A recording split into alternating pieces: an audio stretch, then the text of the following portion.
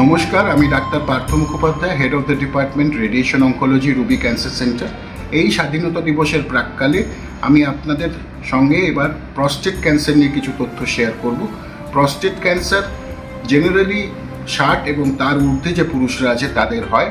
Prostate ক্যান্সারের science এবং symptoms benign enlargement of প্রস্টেটের সঙ্গে একই রকম, যেমন রাত্রে বারবার প্রস্রাব করতে ওঠা, প্রস্রাবের ধারায় বাধাপ্রাপ্তি।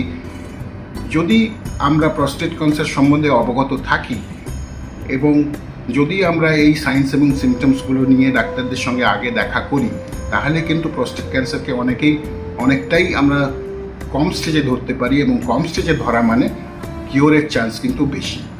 আসুন আমরা এই স্বাধীনতা দিবসের প্রাককালে অঙ্গীকার করি যে প্রস্টেট ক্যান্সার সম্বন্ধে আমরা অবগত হয়ে স্বাধীনভাবে একটি সুস্থ জীবন যাপন